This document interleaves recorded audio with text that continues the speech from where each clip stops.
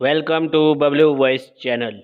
प्यारे दोस्तों, एक अस्पताल में फ़ोन की घंटी बजी तो नर्स ने रिसीवर उठाया। कोई कह रहा था, क्या आप कमरा नंबर 52 के मरीज़ का हाल बता सकती हैं? उसका ऑपरेशन पिछले हफ्ते हुआ था।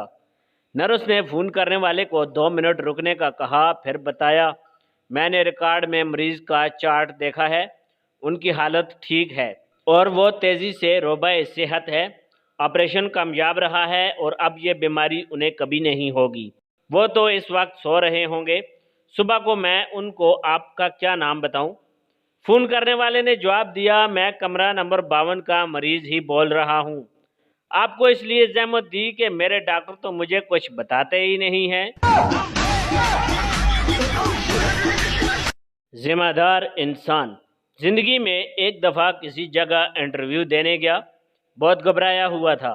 कुछ समझ नहीं आ रही थी कि क्या बनेगा, कैसे सवालात पूछे जाएंगे। घर वालों और दोस्तों ने बहुत हिम्मत दिलाई और बल आखिर मैं इंटरव्यू देने चला ही गया।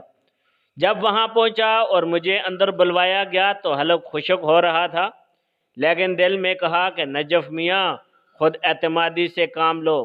जॉब लगनी होगी तो लग जाएगी, नहीं लगनी होगी तो वापसी का रास्ता खुला है। खैर अंदर गया। दो ही कल मेज के पार बैठे शख्स ने कुर्सी पर बैठने का कहा। मैं शुक्रिया के साथ कुर्सी पर बैठ गया। रस्मी हाल अहवाल के बाद उसने पहला सवाल पूछा, नजफ साहब, आप ये बताएं कि हम आपको अपने इदारे में जॉब क्यों दें? आप में ऐसी क्या बात है? मैंने कहा, सर, मैं नहायत ज़िम्मेदार इंसान हूँ। उसने पूछा, कितने ज़िम्मेदार हैं आप? हमें कैसे पता चलेगा? मैंने कहा, मेरे ज़िम्मेदार होने का अंदाज़ा आप इससे लगा लें कि मोहल्ले, इलाके या कम्युनिटी में जब भी कोई मसला बने और कोई ऐसी उल्टी सीधी बात हो तो हमेशा ज़िम्मेदार मैं होता हूँ।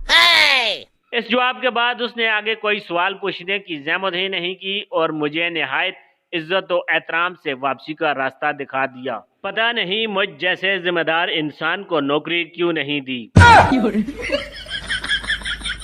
मुअज़्ज़ज़ सामीन-ए-किराम, एक बादशाह को बताया गया कि आपकी रियासत में एक ऐसा मनहूस शख्स है कि अगर कोई उसका चेहरा देख ले तो चेहरा देखने वाले को सुबह से शाम तक खाना नसीब नहीं होता। बादशाह को ये बात अजीब लगी। उसने सोचा कि इस बात का खुद मुशाहिदा करना चाहिए। चुनांचे एक दिन बादशाह ने उससे मुलाकात की। इत्तेफाक से उस रोज़ सुबह से शाम तक बादशाह को खाना खाने की फुर्सत न मिली। अब बादशाह को उसके मनहूस होने का पुख्ता यकीन हो गया। चुनांचे बादशाह ने उस शख्स के लिए सजाए मौत का हुक्म जारी कर दिया। फांसी के वक्त ये मंजर देखने के लिए बादशाह खुद आया और उस शख्स से मुखातिब होकर कहा, ऐ शख्स, तू अपनी मनहूसियत का अंदाज़ा कर।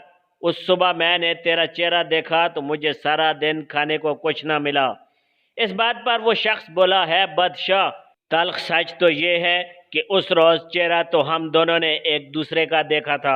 मेरा चेहरा देखने पर आपको सिर्फ एक दिन खाना नहीं मिला, लेकिन आपका चेहरा देखने पर मुझे तो मौत मिली है। खुद सोचिए, हम दोनों में ज़्यादा मनहूस कौन है?